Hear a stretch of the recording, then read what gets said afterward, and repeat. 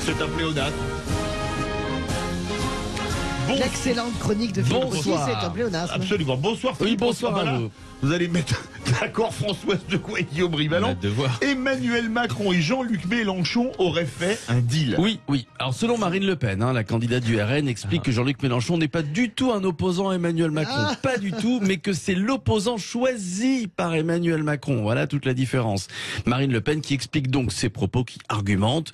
Selon elle, le chef de l'État et le chef de la NUPES auraient passé un accord, un deal. On écoute Marine Le Pen. Emmanuel Macron aime tellement Jean-Luc Mélenchon qu'ils ont négocié ensemble la chose suivante. Mélenchon appelle à voter Macron pour le faire élire à la présidentielle et Emmanuel Macron appelle à voter NUPES aux législatives face au Rassemblement national. Le deal est rempli. Le deal est rempli. Donc si on suit Marine Le Pen, allons-y, on va suivre son raisonnement. Et non, c'est pas le big deal. Emmanuel Macron et Jean-Luc Mélenchon se seraient mis d'accord apparemment pour ces législatives. Tu appelles à voter pour moi à la présidentielle et ma majorité appelle à voter NUPES face au Rassemblement national. C'est ce que je comprends. Les théories du complot, je connais bien. Voilà. Macron et Mélenchon ont passé un deal. Marine Le Pen serait-elle un petit peu complotiste? C'est la vérité. La vérité vous dérange? Voilà, bon, la vérité nous dérange. En même temps, un complotiste pense toujours que c'est la vérité. Souvenez-vous quand même, le soir du premier tour des législatives, donc dimanche dernier, la porte-parole de la majorité présidentielle, Maud Bréjon, a fini par déclarer à plusieurs reprises qu'aucune voix ne devait aller au Rassemblement national, sans pour autant appeler à voter pour la NUPES. Donc apparemment pas de deal. Il est vrai aussi que certains candidats de la majorité appellent à voter pour la NUPES en cas de face-à-face avec le Rassemblement national, mais ils l'ont précisé, leur appel est uniquement à titre personnel et donc ce n'est pas une consigne. Alors, selon vous, mais vous avez donné un semblant de réponse, Françoise, y a-t-il un peu de vrai dans ce que déclare Marine Le Pen? On sait que Macron et Mélenchon ont apparemment échangé quelques SMS. Philippe mais comment est-ce qu'on peut raconter ce genre de délire? Vous vous rendez compte quand même? Non, mais qu'on soit clair, on n'a pas le droit de propager les mensonges de Marine Le Pen. Aujourd'hui, ce soir, à l'heure où on vous parle, sur 68 duels NUPES Rassemblement National, il y a à peine 7 candidats de la REM qui ont appelé à voter contre le Front National, qui ont appelé au Front Républicain. Donc on va arrêter avec ces délires. Je sais même pas pourquoi. Comment est-ce qu'on peut... moi j'ai dit que c'était mais c'est pas qu'elle est un peu complotiste. Ça s'appelle un mensonge pur et dur. Alors, c'est ce qui est honteux, c'est le positionnement d'Emmanuel Macron, parce que c'est le chef qui veut cette ambiguïté, cette perversion-là. Ce qui est honteux, c'est le positionnement d'Emmanuel Macron. Lamentable par rapport au Front Républicain. Il n'a pas fait ça le 10 avril, c'est sûr. Philippe Bilger. Françoise, c'est vu à gros traits le point de vue de Marine Le Pen.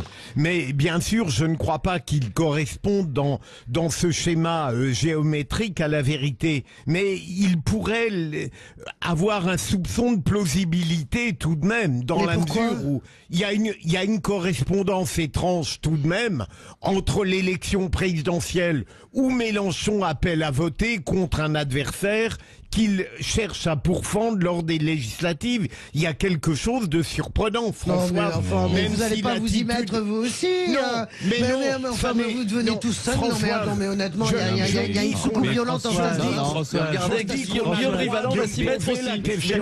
Attendez, François, ce qu'il faut retenir, c'est que Marine Le Pen vient de créer un parti virtuel qui s'appelle les dupes. C'est pas les NUP, c'est pas la Renaissance, c'est les dupes. Et au bout d'un moment, si vous voulez, ces discours complotistes, un peu faciles, sous prétexte qu'elle revient de 2 mois de vacances et qu'elle se réveille parce que elle a foiré ses législatives. Exactement, elle a totalement loupé ses législatives. Personne n'est responsable de son échec. Au bout d'un moment, si vous voulez, foiré sa campagne. Attendez de voir si c'est un échec. Mais ça vous avez de toute façon, elle n'aura pas la majorité, ça c'est une certitude. Donc par principe, c'est un échec. La Macronie sur le pont après... Guillaume, elle l'a jamais cru. La Macronie sur le pont après l'appel du chef de l'État. Oui, Emmanuel Macron a réclamé une majorité solide au nom de l'intérêt supérieur de la nation et depuis l'appel du chef de l'État, eh bien la majorité se mobilise. Elisabeth Borne, par exemple, a fait campagne ce matin, elle était dans le Calvados. Elle sera ce soir au JT de France 2. Bonsoir. Édouard Philippe ne fera aucun JT lui, mais il effectuera plusieurs déplacements, dont un avec François Bayrou pour soutenir des candidats ensemble.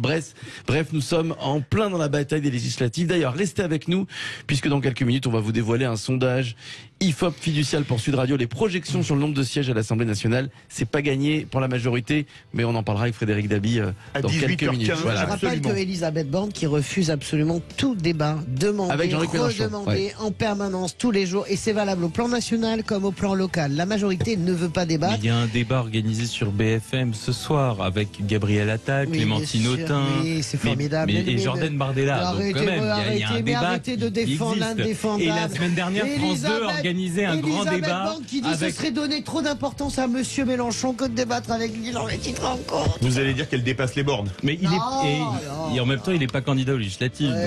Les vraies voix, c'est bon. Ça va déjà. On sent déjà que le débat de 18h30 va être rock'n'roll. Les vraies voix, 17h57 à 18h30, notre grand débat communication présidentielle. Emmanuel Macron en fait-il trop? Vous êtes 94,4% à dire oui, on se retrouve tout de suite avec les vraies voix.